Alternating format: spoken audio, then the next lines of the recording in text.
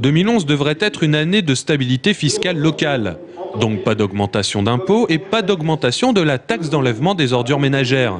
C'est la volonté de la majorité municipale. Nous sommes donc encore très loin du rythme d'avant-crise. Dans une période de sortie de crise, contrairement à ce que fait le gouvernement, c'est-à-dire un plan d'austérité et un assèchement des dépenses publiques, nous choisissons le parti de renforcer l'investissement et en même temps de ne pas toucher au pouvoir d'achat des Tourangelles et des Tourangeaux, qui est déjà grevé par d'autres dépenses, à la fois qui soient en matière de santé ou autres.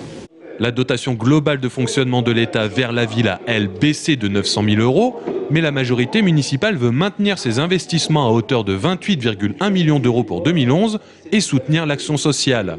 Il a été décidé d'allouer au Centre communal d'action sociale la somme qui a déjà été dépensée en 2010. Donc une augmentation assez importante, on est à 5 millions. C'est-à-dire qu'il y a un message extrêmement fort pour que les personnes âgées, les personnes en difficulté ne subissent pas la crise pour ce qui relève de l'application de la ville. L'opposition de son côté salue globalement la non-augmentation des impôts, mais craint une répercussion fiscale des investissements de la ville, non pour 2011, mais pour les années à venir.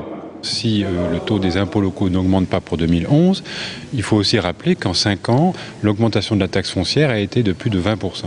Je crois qu'il faudra faire très attention, notamment pour les 2, 3, 4 années à venir, car d'une manière globale, il ne faut pas se leurrer, il faut d'une manière ou d'une autre intégrer le coût des travaux du tramway et le coût des travaux du contournement du périphérique.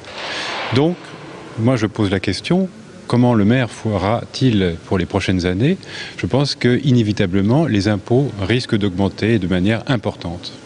À cela, la majorité municipale répond qu'à chaque jour suffit sa peine. Et le budget présenté devrait être acté le 21 décembre pour le dernier conseil municipal de l'année.